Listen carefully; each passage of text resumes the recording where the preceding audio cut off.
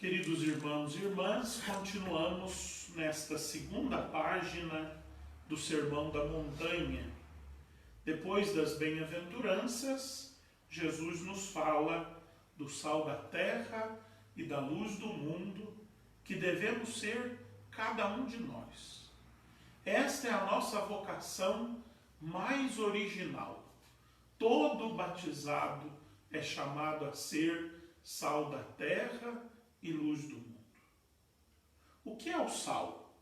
O sal é algo que se percebe, quer pela sua presença, quer pela sua ausência.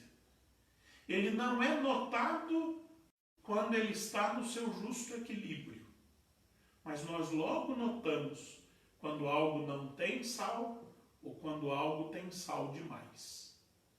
O sal é aquilo que ressalta o sabor. Nós não gostamos de sentir o sabor do sal. Quando nós sentimos o sabor do sal, é porque algo está salgado, passou da medida. A boa quantidade de sal é aquela que nos faz sentir o gosto da comida, daquela comida. O sal tem a função de realçar o sabor, de fazer a diferença num prato, realçando aquilo que é virtude, aquilo que é próprio, aquilo que reluz do próprio prato. Essa é a nossa vocação. Nós somos chamados, como cristãos, a ser no mundo uma presença equilibrada, uma presença que é presença, mas que não é aparecimento, que não é excesso de presença.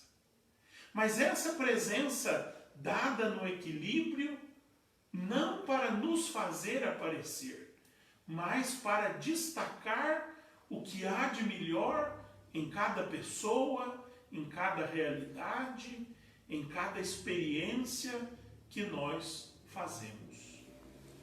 Não somos nós os chamados a aparecer. Estará salgado. A sociedade estará salgada se nós aparecermos mais do que as suas virtudes, do que o bem que ela pode produzir. E a sociedade estará insossa se nós, como cristãos, não destacarmos cada bem, cada coisa, cada valor que existe no mundo e na sociedade.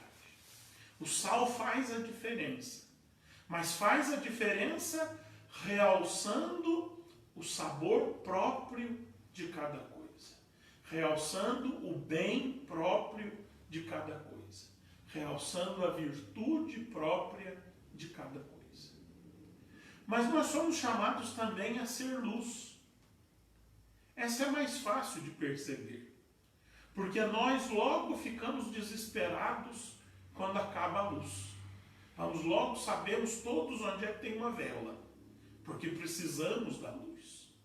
Mas até que nós encontremos a luz, nós vamos às apalpadelas. Sabemos onde as coisas estão, desde que a luz esteja acesa. Quando a luz se apaga, nós vamos a passos mais lentos, apalpando o caminho para perceber onde estão as coisas. Essa é a nossa vocação no mundo. Transparecer a luz de Deus.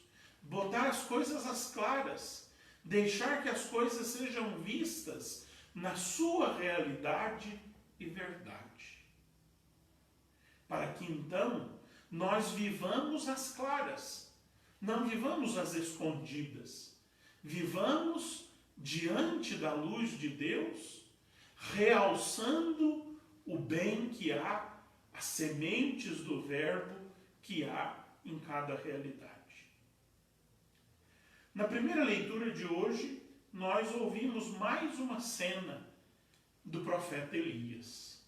Nós vamos nesses dias ouvindo belíssimas histórias do profeta Elias. Hoje nós vimos o seu encontro com a viúva de Sarepta. Essa história tão bonita e que oportunamente ocorre na liturgia dentro da novena da nossa Beata Inha Chica, tão parecida com a viúva de Sarepta. Essa mulher que, como muitas pessoas, infelizmente, ainda hoje, tinha apenas um fio de azeite na sua vasilha e uma medida de farinha, e que saiu para buscar lenha para fazer o último pão e esperar a morte, porque havia acontecido uma grande seca naquela região. Ela tem a coragem de ouvir a palavra do profeta, que em princípio pede a ela um pouco d'água, mas logo em seguida pede-lhe um pedaço de pão. Ao que ela então apresenta a sua carência, a sua necessidade. Eu só tenho uma medida de farinha e um fio de azeite. Vim buscar lenha para fazer o último pão, reparti-lo com meu filho e esperar a morte. E o profeta então lança um desafio àquela mulher. Faça como disseste. Leve a lenha, asse o pão, mas traga-mo a mim, e não lhe faltará. E aquela mulher tem coragem de arriscar na partilha, tem coragem de arriscar na entrega. Aí está o segredo da não falta na casa da viúva de Sarepta. Ela abriu as mãos para partilhar. Ela entendeu que havia alguém mais faminto do que ela e o seu filho, o profeta.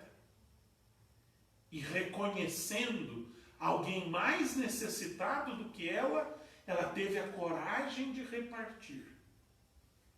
Ela foi sal da terra e luz do mundo na vida do profeta Elias.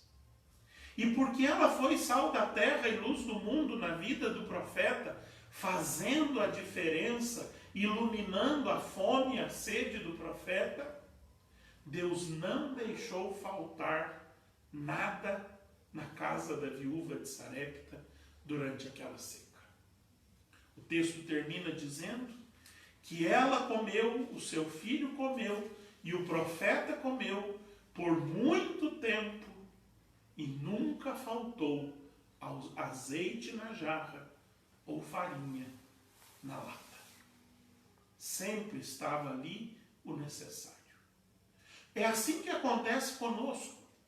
Quando nós temos coragem de partilhar, não obstante a nossa pobreza, quando nós temos a coragem de olhar que existe alguém mais faminto do que nós, e então sair de nós mesmos ao encontro destes, Deus vem em socorro da nossa fraqueza, Deus vem em socorro da nossa pobreza, e Ele nos garante a subsistência, porque nós garantimos a subsistência daqueles a quem Ele iria garantir.